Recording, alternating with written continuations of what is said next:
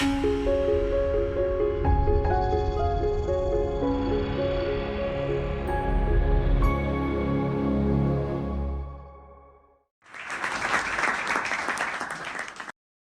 and welcome to my talk on traditional Indian metallurgy. The history of Indian metallurgy is one of the most fantastic achievements of Indian civilization, and I am hopeful that in the next few minutes I will be able to showcase at least some of its glory for you. The most remarkable feature about traditional Indian metallurgy is that it was not based upon an abundance of mineral resources. In fact, by global standards, India's deposits of metals like copper, even gold or tin are actually minuscule. Indians made up for this by innovation. They were able to produce metals and alloys which had no parallels anywhere else in the world. So, for many millennia, India was the only source for many of these metals and alloys, some of which cannot be reverse engineered even to this day. Western versions of Indian history almost never mention these technological achievements. They try to present the Indian metallurgical industry, the traditional metallurgical industry, as being at most of cottage scale, and quite derisively refer to it as being very wasteful and not economical. In their telling of events, India grew rich simply by exporting spices. However, this will not account for the extraordinary domination that India was able to achieve, not just for a few centuries, but for many millennia, almost as recently as the 18th and 19th centuries before the Industrial Revolution. To begin with, we shall look at the background for the historical development of metallurgy. In 1836, the Danish archaeologist Christian Jørgensen Thomsen classified the history of man into various epochs based on the material that was most predominantly used at that time. So, he basically classified human history into the stone, bronze and iron ages, which is what gave rise to the modern notion of stone, copper, bronze and iron ages that we use today. The Stone Age is in fact the longest of all. It is supposed to have lasted well over 3 million years. In fact, even pre-anatomically modern human species were capable of using stone. In fact, the oldest known stones on the Indian subcontinent itself go back about 1.5 million years. To give a very broad timeline, and this is very approximate, the Copper Age can be taken to have started approximately around 5000 BC, that is 7000 years before the present. Around 3500 BC, humans learned how to alloy copper with a variety of other metals deliberately. I emphasize the word deliberately, and we shall see the significance of this subsequently. Around 3500 BC, we have the dawn of the Bronze Age, that is when copper was alloyed with other metals like tin and arsenic. Around 1500 BC, man in fact discovered an entirely new metal, iron. So, that was the start of the Iron Age. Iron became the most popular metal used, and till recently was in fact the material of choice for pretty much all engineering, until it has been gradually edged out by plastics, polymers. In India, in fact, we have very old dates for the Iron Age, sometimes going back as far as the late 3rd millennium BCE, but this is still sketchy. So, I will seek to use slightly more conservative dates in the rest of my talk. The first metals that were used by man were found by him in the native or elemental state. Metals like copper, gold, even silver, the noble metals in fact are found in the pure state in nature itself, and even copper to some extent can be found in the pure form on the surface itself, wherever eventually copper mines were discovered. So, man has known metal for a very long time. It is difficult to say how long he may have known metal, especially gold, because gold is a very inert metal and does not react with anything, and more importantly it is quite shiny and prominent. But initially at least, it is likely that man must have treated metals like gold and copper as another type of stone. They were quite unaware of the full range of technological benefits that metals could confer, and initially at least they had no idea of how to extract metal from its ore, a process known as smelting. So they would use metal as they found it in nature, and this was quite easy to shape into various shapes simply by hammering with stone, possibly with a little bit of heating. Even iron, in fact, can be found in the remains, in the debris of meteorites. When meteorites crashed into the earth, they brought tiny amounts of extraterrestrial iron to the surface of the earth. This iron, in fact, can be distinguished by its relatively high nickel contents. Once again, for many centuries before man was able to extract iron from its ore, he was able to make basic implements with iron simply by hammering it into shape with other stones. So when we talk of why man shifted to the use of metal, or at least allowed metal to supersede the use of stone, we have to look at a few interesting technical terms. When we talk of the comparison between stone and metal, stone is hard, whereas metals are tough. We need to pay a little bit of attention to the precise terminology here. In technical terms, in engineering terms, hardness is the ability of a material to resist localized irreversible deformation. So you can very easily assess how hard a material is simply by scratching its surface with the nail of your finger. Soft materials can be scratched quite easily, whereas hard materials are relatively harder to scratch. By extension, you can actually intuitively grasp the fact that stone tends to be harder than metal, in the sense that you can use stone to scratch the surface of metal, but usually you cannot use metal to make indentations on stone, unless of course it's a very hard metal like steel. Okay? Metals, on the other hand, are tough. The toughness of a material is its ability to withstand deformation and not break. So metals will bend, they will deform, they will stretch, but they will not fail catastrophically. So they will not give way immediately, unlike stone, which once it starts breaking, gives way entirely. Hard materials are usually also very brittle, in the sense that if you drop a hard material on the ground, it will smash into multiple pieces. Metals are not brittle.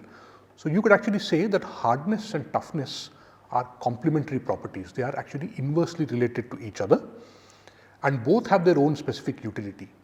Hard materials can withstand wear and tear and are good for making cutting edges in implements and tools, whereas tough materials can withstand impacts and they can bear loads without failing.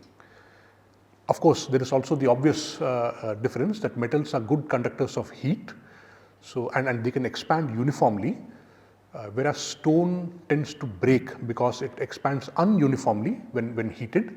So one of the earliest uses of metal would have been to make utensils and vessels. The earliest use of metal was not for functional purposes, but rather for decorative ones. As I mentioned, it is quite easy to shape lumps or nuggets of native metal into sheets by hammering them with stone and then making the sheets into desired shapes.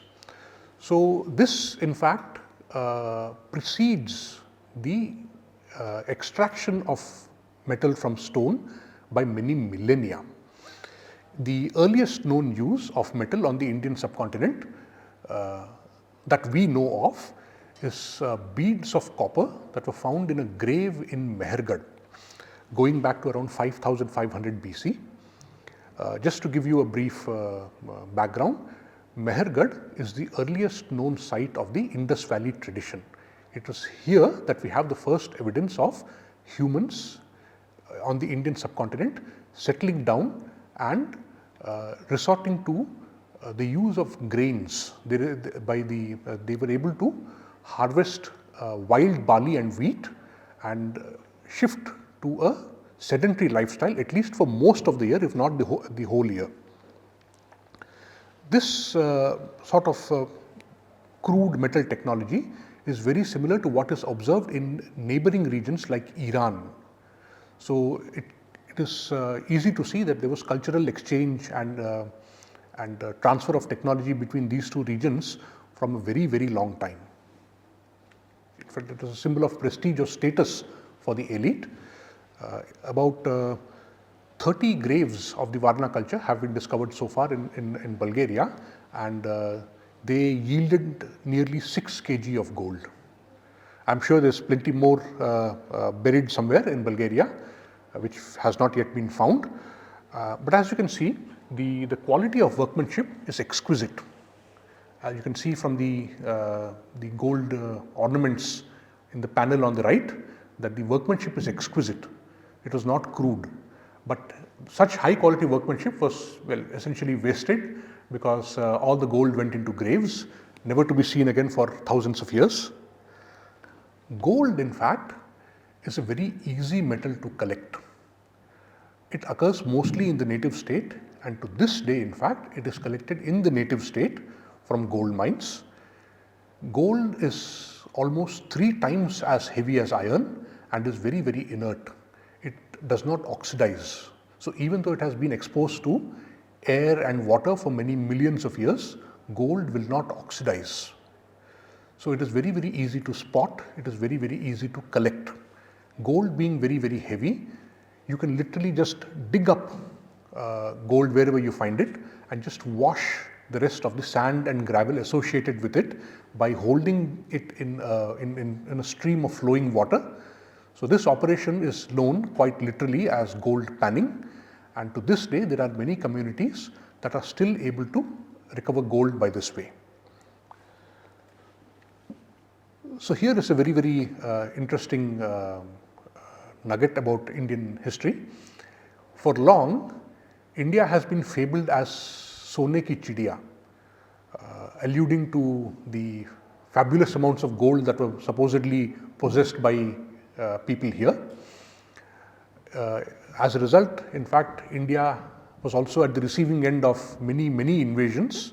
The earliest known one is perhaps by Darius the Achaemenid of Persia in the 5th century BC, and followed by the Greeks. But of course, I mean, this is only 1 or 2 instances. In fact, we were at the receiving end of a number of invasions right through the Islamic and most recently by the Europeans, starting from the 15th century onwards. All of them came to India in search for our gold. So it so happens that when Darius occupied a couple of kingdoms, minor kingdoms in the northwest of India, these kingdoms purchased their independence by paying tribute in the form of vast amounts of gold, 2 large bags of gold dust. Herodotus, in fact, refers to this particular story, and this is what has drawn wave upon wave of invaders to the subcontinent. But the truth is that India's gold deposits by world standards are in fact minuscule. When the British, who were the first among the invaders to carry out a very, very systematic survey of the subcontinent, the British were in fact very, very surprised and quite disappointed to find that there is not much gold on the Indian subcontinent, as you can see from this statement of chagrin from a British surveyor in the early 20th century. So except for very, very tiny deposits of placer gold and of course the Kolar gold mines, which are actually not very large by world standards, India does not have much gold. So the question then arises, what was responsible for this reputation? And the answer to that may be found in the Mahabharata. The Ashwamedhika Parva of the Mahabharata, that is the events immediately after the Kurukshetra battle, to be precise. Here, Yudhishthira, who is regretful at having killed many of his relatives in the battle, approaches the sage Vyasa and asks him how he may expiate for this sin, whereupon Veda Vyasa tells him that he would have to perform an Ashwamedha Yajna. But Yudhishthira regrets that he has emptied all his coffers in trying to raise resources for the war itself, and therefore has nothing left to perform the Ashwamedha Yajna with, and asks Vyasa if he could actually direct him to any source of resources, any source of riches which would help him perform the Ashwamedha Yajna, which in fact was quite necessary before he could take over as the king of Hastinapura. So Veda Vyasa narrates an episode which by that time itself was mostly forgotten. Very few people had memory of it anymore, and that is the story of a king called Marutta, forgotten by the time of the Mahabharata itself and known only to a handful of people like Veda Vyasa. Veda Vyasa says that Marutta himself in his time had wanted to perform the Ashwamedha Yajna and was faced with the same problem as Yudhishthira, in the sense that he had no gold and no money to perform it with. Whereupon he sought the advice of the brother of Bruhaspati, a sage by the name of Samvarta, who asked him to journey north of the Himalayas, cross the Himalayas, go further north, where he would find Shiva, and ask for Shiva's guidance as to where he would be able to find any gold, having heard of the presence of gold in the provinces to the north of the Kailash mountain. So this in fact is what Marutta does. He journeys north of the Himalayas, north of the Pamir mountains, goes up to the Kailash mountain in the region of present day Tibet. He asks for Shiva's blessings, and Shiva in fact directs him to a province even further north and tells him that this is where he might be able to find a phenomenal amount of gold and other precious stones with which he will be able to perform his Ashwamedha Yajna. As the legend goes, Marutta performed his Ashwamedha Yajna there itself. He was able to find the gold in this northern province, and he performs the Ashwamedha Yajna there itself, giving away tremendous amounts of gold in donations. Now the Brahmins and the others who accompanied Marutta as part of his retinue, they left most of it behind. They were unable to carry it back, so they left most of it behind and brought back only what they could. But even that was so much, it is said, that even the gods in heaven grew envious of India's wealth. So the man responsible for making India Sone ki Chidiya is this King Marutta, who in fact, strangely enough, was forgotten even by the time of the Mahabharata itself. What this tells us is that the Indians were quite accustomed to exploring mineral resources well outside their traditional regions. They were exploring for minerals and precious metals in regions which would probably in those times have been no man's land, because obviously they faced no competition for the gold. And it tells us that the Indians were in the habit of exploring resources way beyond their traditional borders. It also tells us that by the time of the Mahabharata itself, they were well aware of the fact that nowhere on the length and breadth of the subcontinent would you find any decent reserves of gold.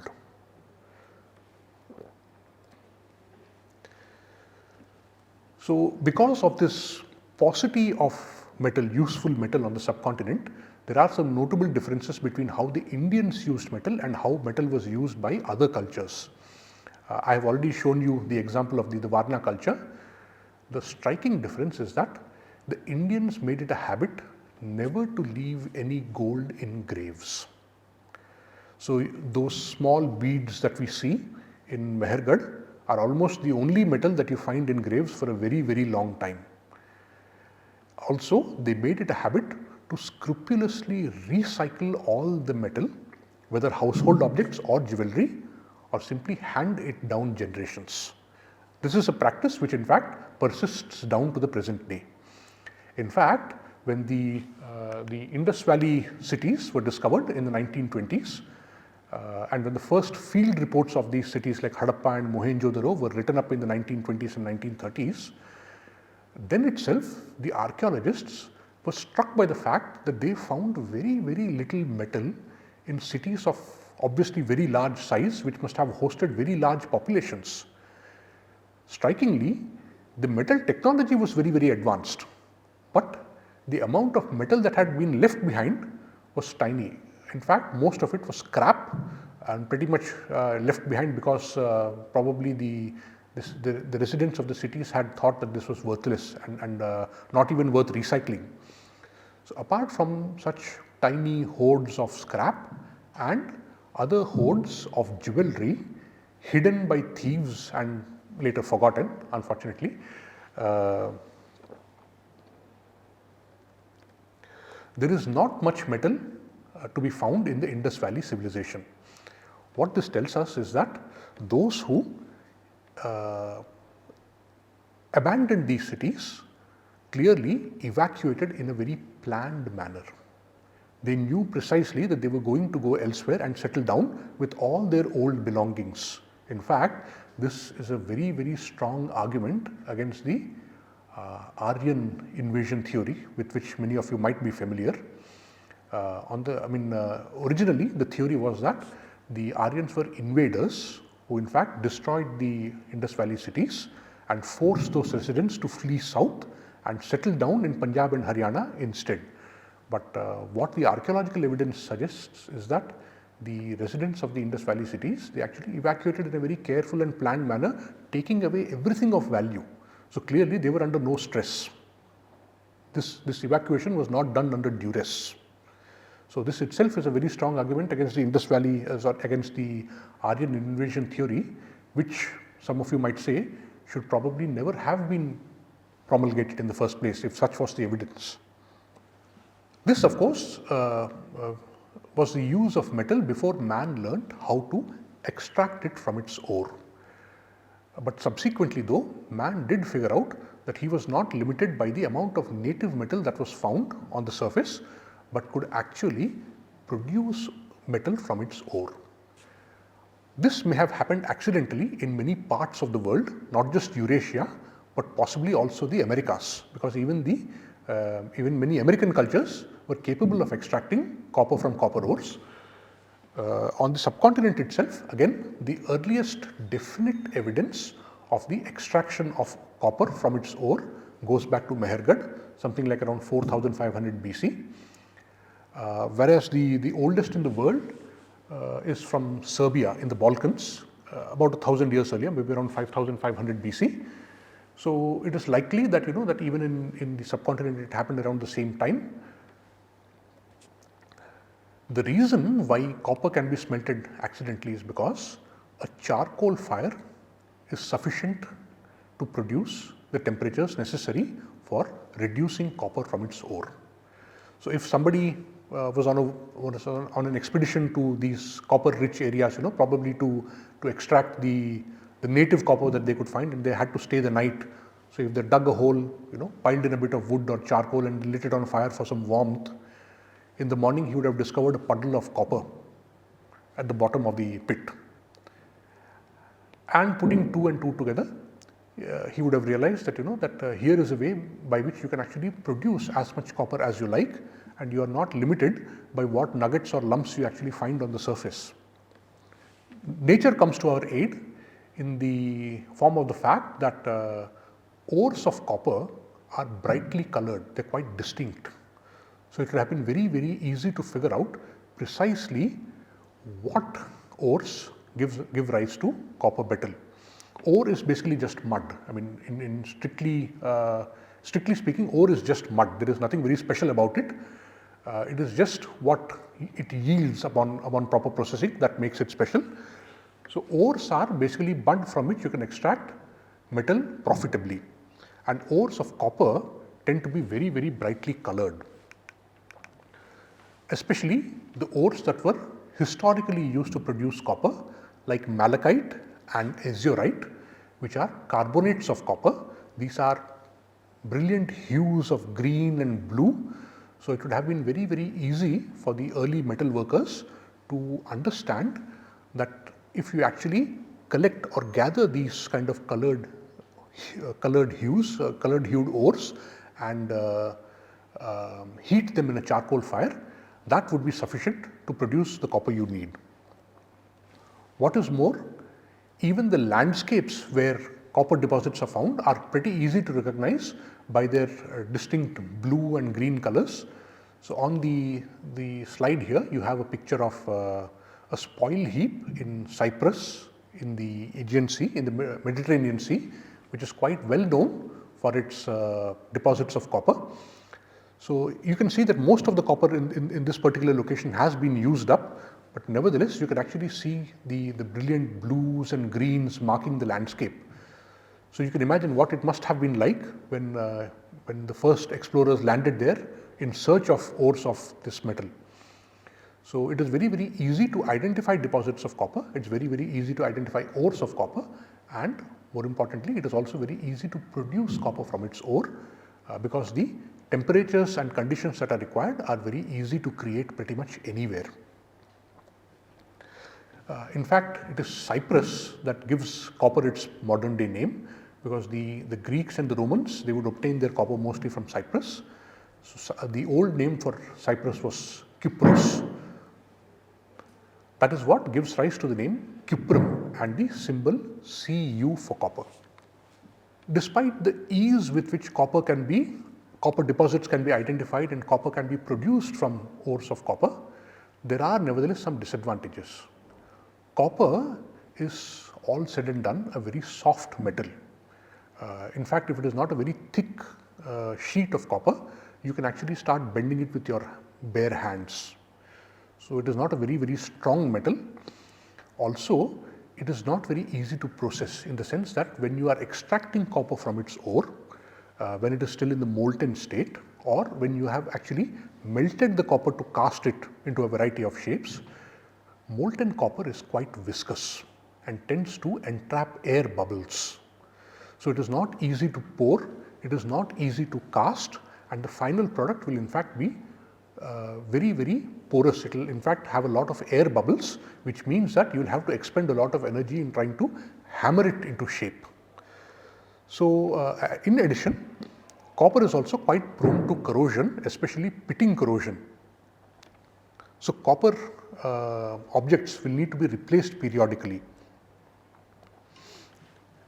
And in the early times, especially when copper was first produced from its ore, people were unaware of how to produce alloys. Alloys as in combinations of one or more metals or non-metals, even non-metals. So the earliest objects that we have from the Chalcolithic period are mostly very pure copper with only tiny amounts of other metals as impurities. Now why is this so? This is because typically ores of copper generally occur along with ores of other metals like lead, zinc, nickel, molybdenum, even arsenic. And beyond a point, it is not possible to get very, very pure copper ores. Invariably, they will be mixed up with varying amounts of ores of all these metals. When copper is produced from such mixed ores, the product invariably will be an alloy, or at least in this case it will be an unintentional alloy, because the smelters had no control on what else was going into the copper along with what else was going into the copper. They were targeting only the production of copper, but it would nevertheless contain small amounts of other impurities. In fact, after the Indus Valley civilization, where in fact we have a very mature bronze technology, you have a number of Chalcolithic cultures sprouting in various parts of India, such as the Malwa Peninsula and the eastern coast or the peninsular region, right.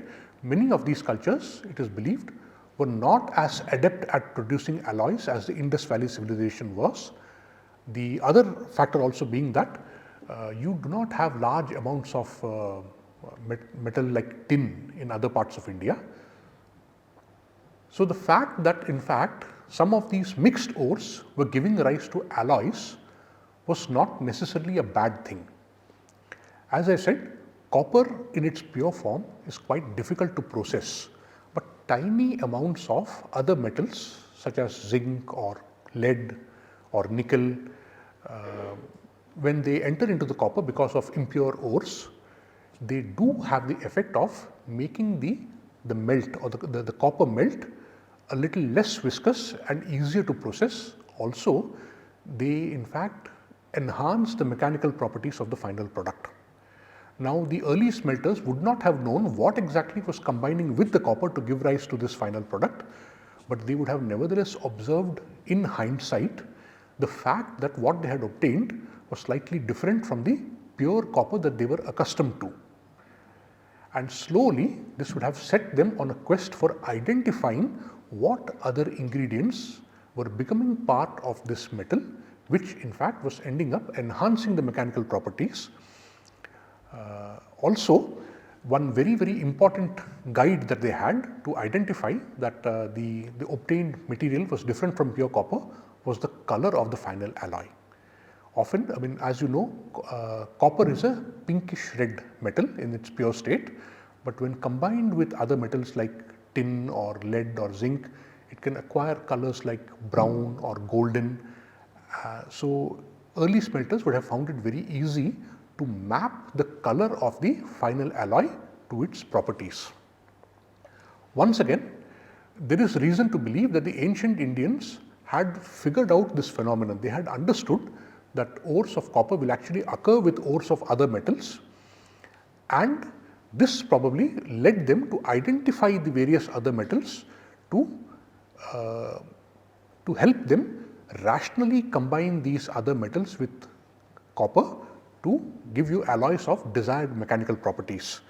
In fact, in the Balakanda of the Ramayana, in a section known as the Skandotpatti, which is in the form of instructions given by the sage Vasishtha to Rama, there is a very graphic description of metals being produced by fire from the mountains and ultimately reaching the surface of the earth, where they cool down to form ores of a variety of metals such as gold, silver, copper, iron, tin and lead and the various elements. So, this in fact suggests that there was a fairly advanced level of knowledge of chemistry in very early times if they were able to figure out that the various ores are combined together, and that further you can actually isolate these ores and produce specific metals from them, which you could then combine with copper to obtain alloys in a rational way, rather than alloys simply being the accidental result of smelting an impure ore. So, as I said, a very easy guide to figure out what metal or alloy the ancient smelters had obtained was color. So, if you look at it, if you look at the image on the slide here, so these are three identical daggers made with two different alloys. One is an arsenical copper, the one on the extreme left is an arsenical copper. As you can see, it is silvery grey, whereas the other two daggers are made from bronzes with varying contents of tin. The one in the center has something like 15% of tin, and the one on the extreme right has about 12% of tin. Now, not only do these daggers have very different colors, they will also have very different properties because of the different alloying element and the proportion of the element included in the alloy. And these two alloys were the most important, although a number of metals like even lead or nickel could be combined with copper. The two alloys that went on to become particularly prominent because of their use were arsenical coppers and tin bronzes. Unfortunately, archaeologists have not found any evidence of the actual metallurgical practices themselves in the Indus Valley civilization.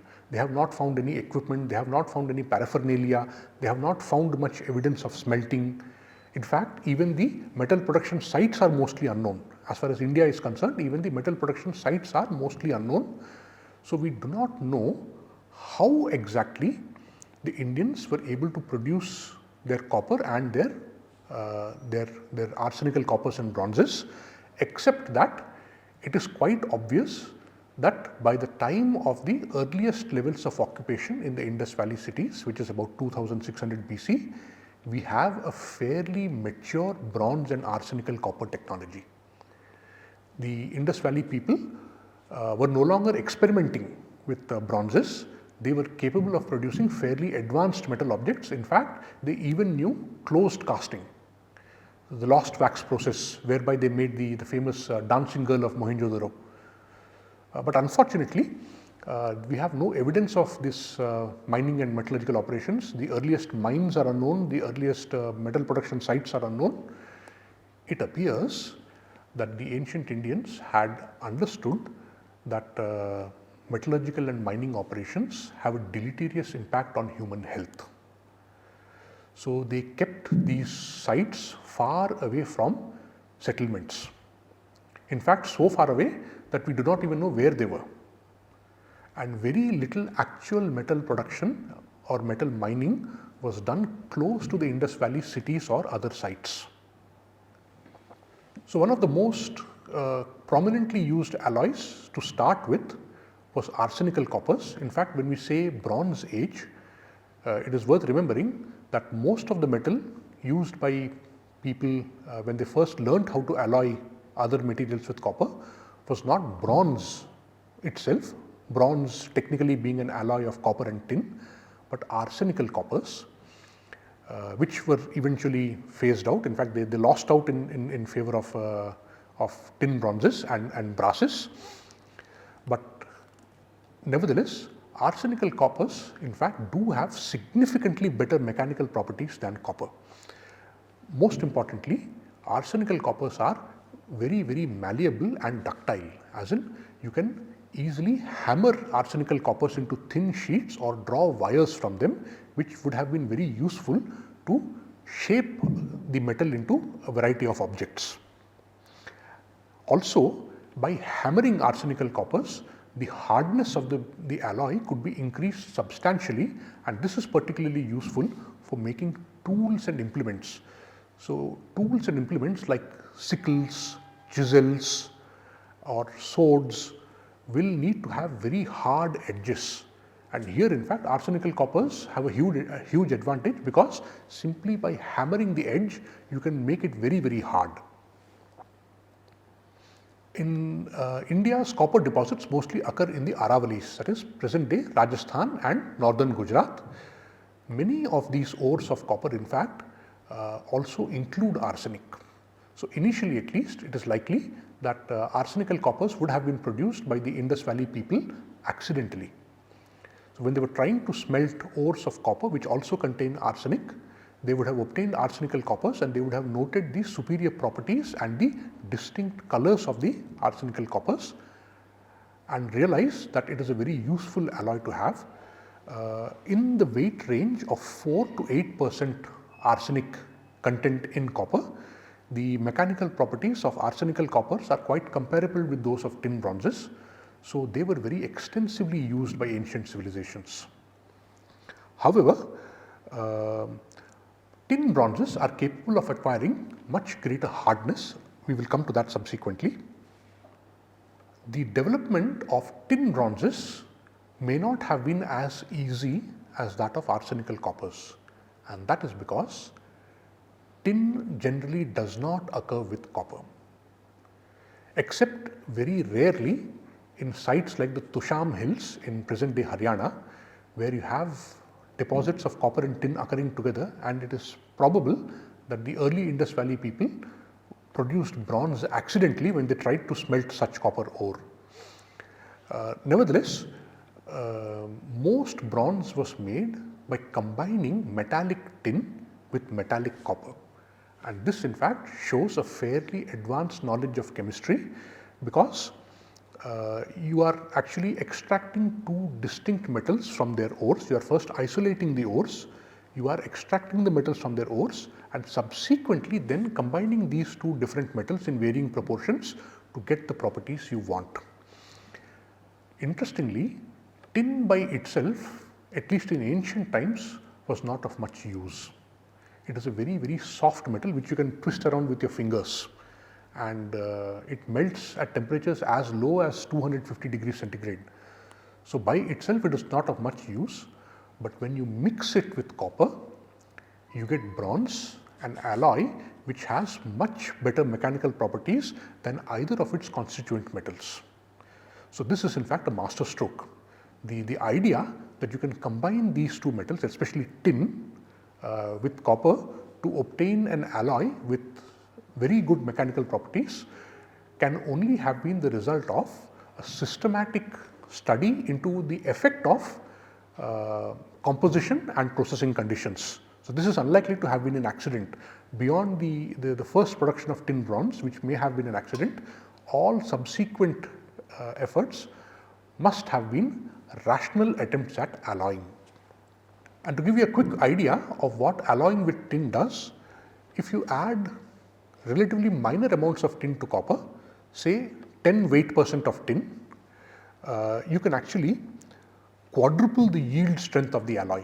Compared to pure copper, you can actually quadruple the yield strength, almost double the tensile strength, quadruple the break strength, and in fact more than double the hardness of the material. All this just by adding 10% by weight of tin to copper. So, the enhancement in properties that you are able to achieve in this way are spectacular. Further, the addition of small amounts of tin to copper vastly improves the process of casting. It makes the melt a lot less viscous, it entraps a lot less air, it is easier to cast, it is easier to shape into a variety of objects. Also, when tools, metal tools, as they usually will, upon repeated wear and tear, metal tools need to be recast and remade into various objects. But here in fact, if you keep on heating the metal, it will undergo oxidation. So, in other words, you will slowly start losing the metal. Tin in fact acts as an inhibitor to oxidation. It prevents the oxidation of copper. So, even though you are reheating and remelting copper tools repeatedly, they will not oxidize. So, bronze tools in fact can be recycled multiple times. What is the earliest evidence we have of the use of bronze on the Indian subcontinent? A bronze axe head containing about 5% tin in copper was found at the site of Mundigak in present day Afghanistan, also then part of the Indus Valley civilization. We also have more indirect evidence, as in significant amounts of tin were also found in copper processing slag at the site of Kunal, the pre-Harappan site of Kunal in present day Haryana, going back to the early part of the 3rd millennium BC. A copper based object found at the site of Bhirdana in Haryana contained an appreciable 2.6% of tin. Again, this looks like a deliberate attempt at alloying. So, this object in fact goes back to the 5th millennium BC or probably even older. But the problem here was, although the Indus Valley people had mastered bronze technology, they were handicapped by the fact that India does not have significant deposits of tin. The Tusham Hills deposit. In fact, the paucity of tin on the Indian subcontinent led many archaeologists all over the world to rule out the Indus Valley civilization as a full-fledged Bronze Age civilization. In fact, as late as the 1980s and 90s, many archaeologists the world over refused to talk of the Indus Valley civilization as a full-fledged Bronze Age one, simply because there was no tin to be found on the Indian subcontinent, and even the number of tin bronze objects that were recovered from the Indus Valley cities was actually very small. However, with subsequent discoveries, we have now found out that not only were the Indus Valley people a full-fledged Bronze Age civilization, they were in fact capable of producing a variety of variegated bronzes which were in fact unknown to the rest of the world.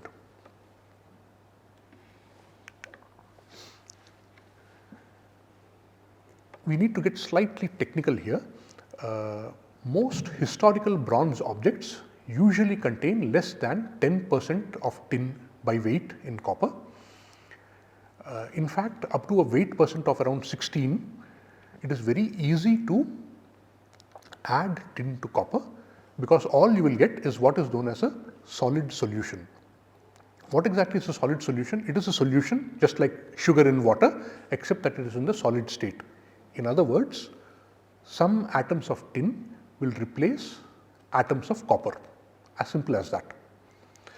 This is possible only up to a tin content of 16%. Up to 16 weight percent of tin in copper, there is no specific chemistry happening between these two elements. But that picture rapidly changes if you keep on increasing the amount of tin. Beyond 16%, the tin starts reacting with the copper and you get what are known as intermetallic compounds. So, if you go up to a weight percent of 23%, you get a very, very brittle alloy of copper. Interestingly, if you allow it to cool down naturally, the product that you get is so brittle that it will smash into pieces the moment you subject it to the slightest impact, and it is of no practical use. However, when the alloy is produced and it is still red hot, you plunge it into ice cold water or cold oil, the result is what is known as a beta bronze. This is in fact an intermetallic compound of copper and tin, which has about 23% by weight of copper. This particular alloy of copper, although it is an intermetallic compound, it is still an alloy because it is a combination of two different metals. This alloy is distinguished by its golden yellow color, which resembles that of pure gold itself, and its ability to produce a very clear ringing sound when struck. So, this metal is very, very useful for making bells. In fact, till recently, the bells in most Hindu temples were made from this particular alloy, which is known as kansa. One other remarkable property of this particular bronze, kansa, is that it is quite resistant to corrosion. So, unlike copper, which cannot be used for handling and storing food because it will lead to copper poisoning, kansa can be used to hold and store food. At least up to something like 2 hours, you can even hold foodstuffs like yogurt in vessels of kansa. So, this in fact was the reason why it was very, very commonly used on the Indian subcontinent for making utensils and vessels. This practice in fact persists even to the present day in many parts of the country. In fact, in regions like Punjab, to this day in fact, kansa vessels are given as dowry. So, they are regarded as very highly valuable. Where do we have accounts of kansa in use by the Indians? In fact, when the Greeks reached Takshashila in what is the present day Punjab province of Pakistan, they noted that the Indians were using golden yellow vessels of cast bronze, which in fact were very brittle and they would in fact break if they fell on the ground.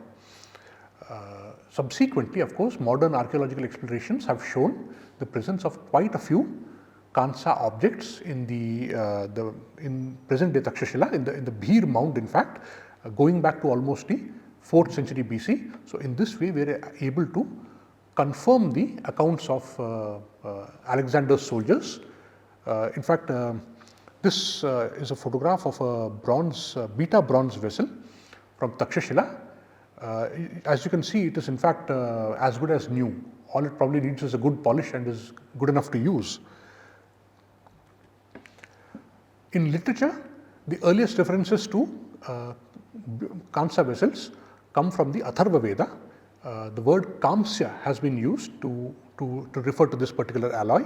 Also, musical instruments made of kamsa, kamsatala, are mentioned in the Arthaśāstra and also in the Tamil Sangam literature, indicating that this technology quickly proliferated all over the country.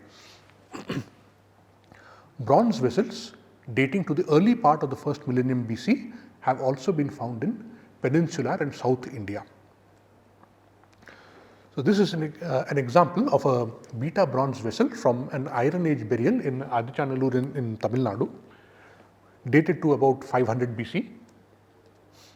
What is remarkable about beta bronzes is that beta bronzes is the technical name for kansa.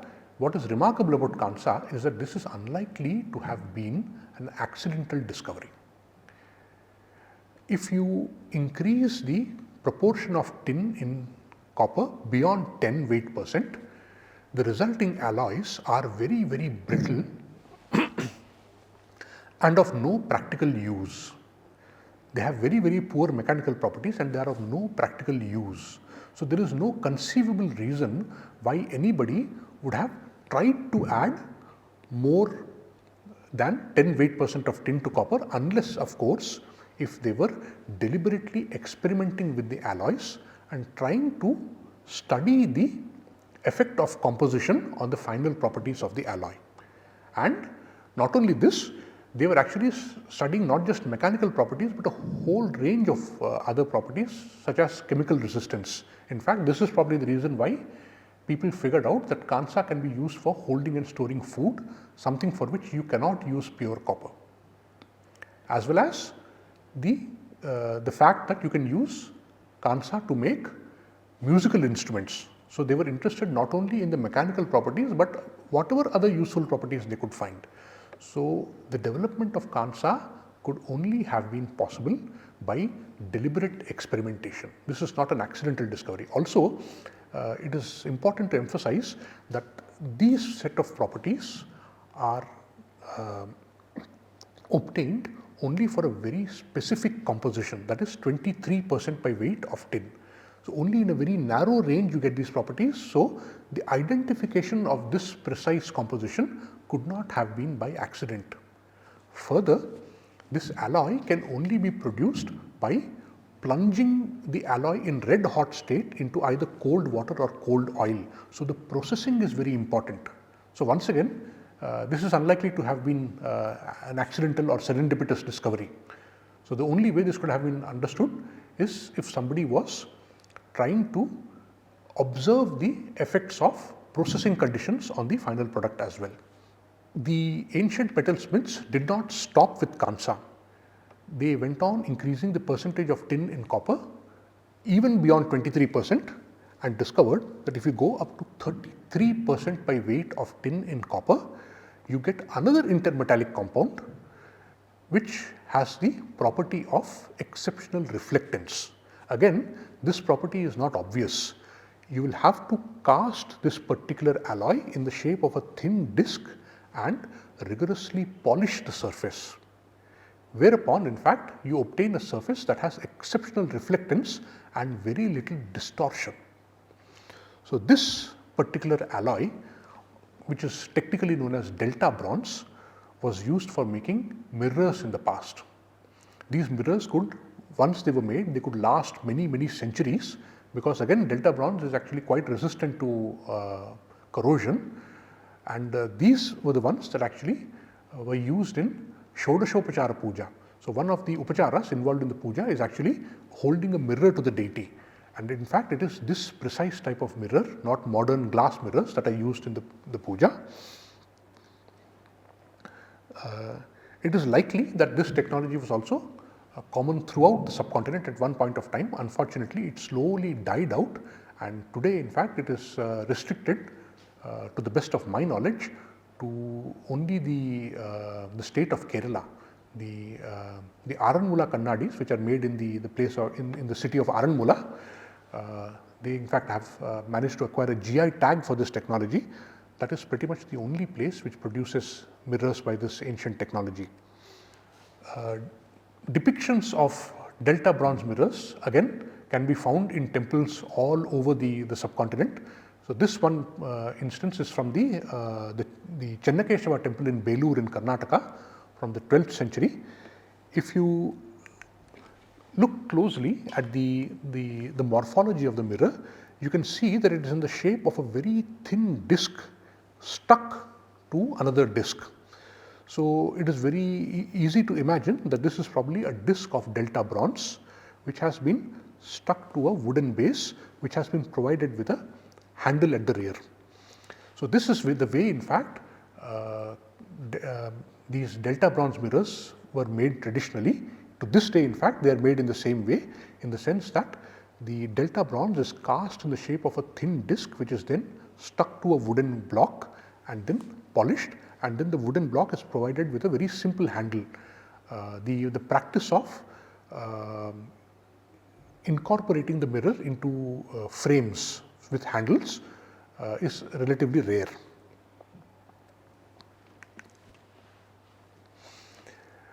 How old are delta bronze mirrors? Once again, we have very little evidence from within the subcontinent itself. Ironically, the oldest evidence comes from the Urals region of Russia, present day Russia, nearly 4,000 to 5,000 kilometers away from the borders of present day India, and it goes back to the 6th century BCE.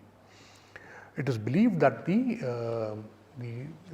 Scythians and the Shakas and the other various other nomadic groups of Central Asia, they had a fondness for these mirrors. In fact, they often buried their elite with delta bronze mirrors of Indian origin. As you can see, the frame of the mirror, the photograph in the middle of the slide, the frame of the mirror is decorated with Indian motifs, in fact, and a very famous scholar of Sanskrit, a very famous Russian scholar of Sanskrit, he figured out that the story depicted on this mirror frame, in fact, occurs much later, many centuries later, in the Kathasarit Sagar of Somadev Bhatt in the 12th century.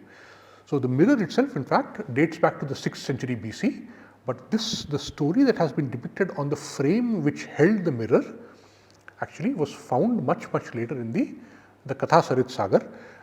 These are, in fact, known as rattle mirrors. The mirror is held within a frame, and the frame has a handle at the bottom.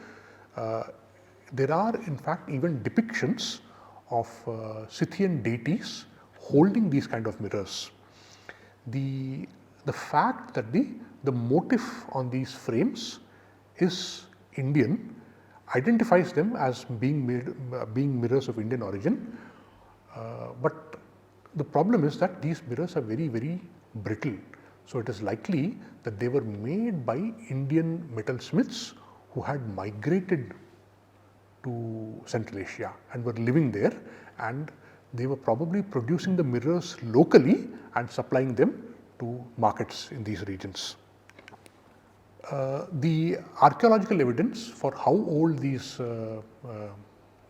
exotic bronzes are, again, is very scant, but in the Indus Valley cities, we do have some evidence suggesting that the Indus Valley people either may have known these exotic bronzes, or at least they were experimenting with these bronzes.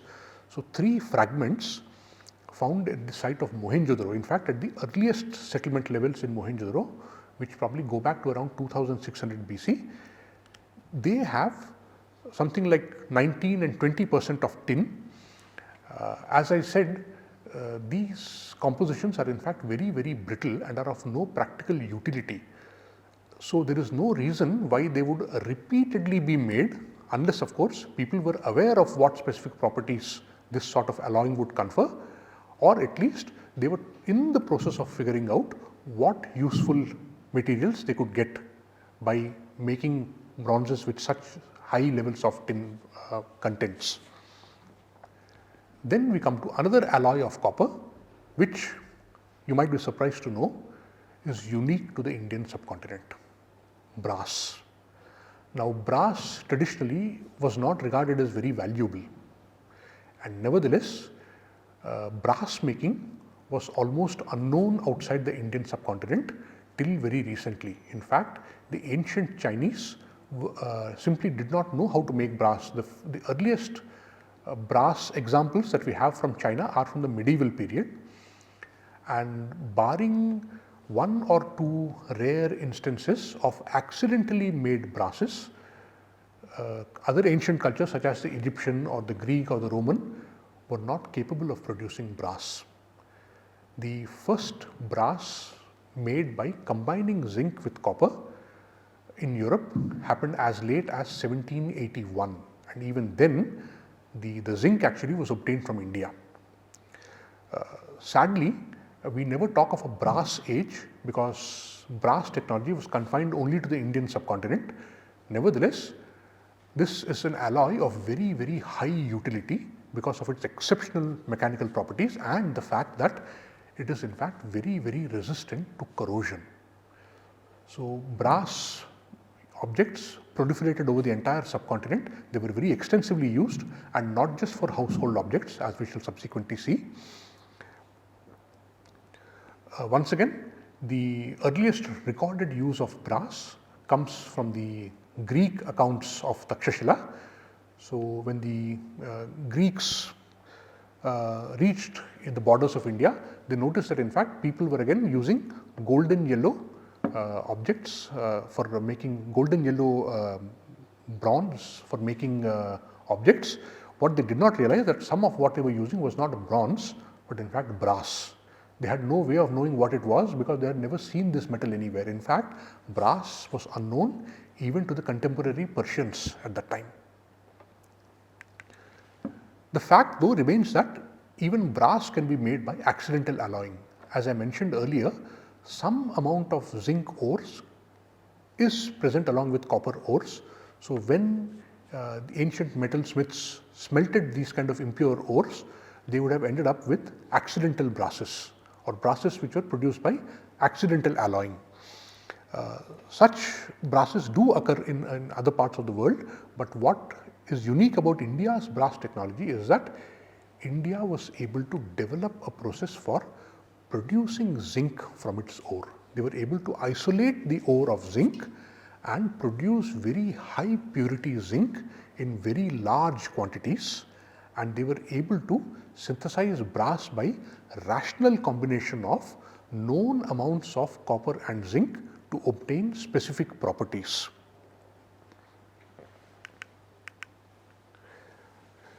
The oldest known brass objects on the Indian subcontinent go as far back as the 3rd millennium BC.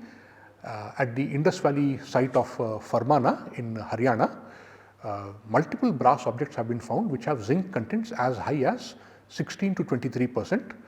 Objects in Rojdi and Lothal in Gujarat also have shown pretty high contents of zinc. Given how the Harappan metalsmiths were experts with bronze technology, it is likely that when they first produced brass by accidental cementation, they would have immediately figured out that they had a different alloy on their hands.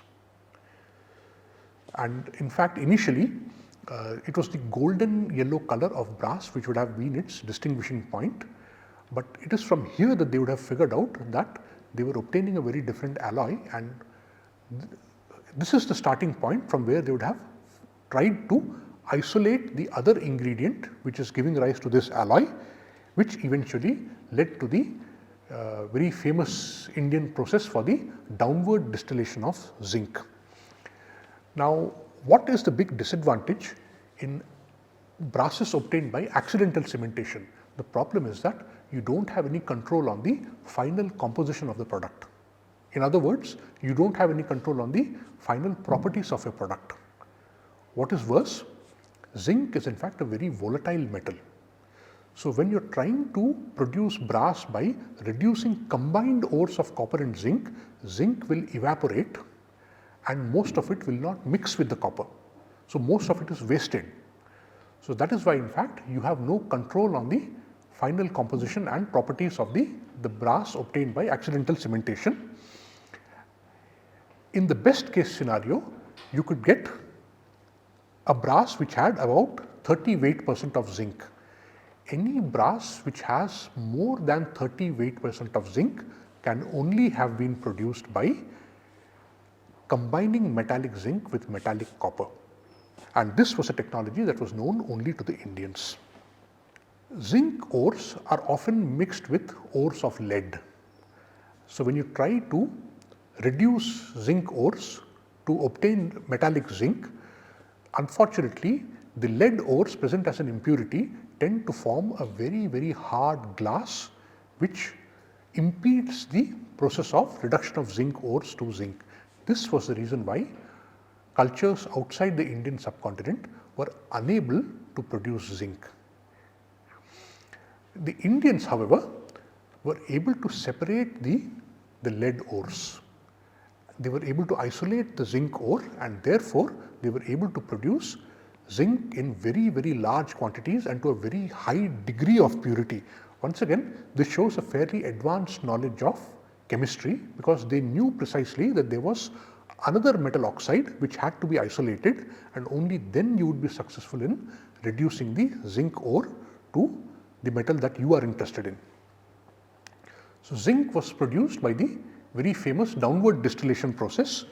Zinc, as I mentioned, is a very volatile metal. So, when it is being produced from its ore and it is still in the molten state, it tends to evaporate, and the vapors of zinc will undergo oxidation. So, in fact, most of the zinc will be lost. The recovery of metallic zinc from the ore is going to be very low. So, how did the Indians overcome this problem? They used a process now known as the downward distillation, in which they would actually charge the zinc ore and charcoal into a brinjal shaped retort, clay retort, and they would seal the retort using a reed. So, this way they were able to completely exclude air or oxygen from the retort, and when zinc is produced, because the retort is inverted, the zinc will directly flow out and can be collected to a high degree of purity. So, you can assemble a very large number of such retorts using a frame, and thereby you can scale up the operation. You can actually produce a large amount of zinc, you can actually at once reduce a large amount of ore. So, this process, or the downward distillation process called the Tiriyakpatana, has been described in the Rasaśāstra Samuccaya, a text going back to the 12th century, and interestingly, in fact, retorts which match this description have actually been found at multiple locations in present day Rajasthan, especially in and around Udaipur, where most of the zinc ores are concentrated. So, as you can see, the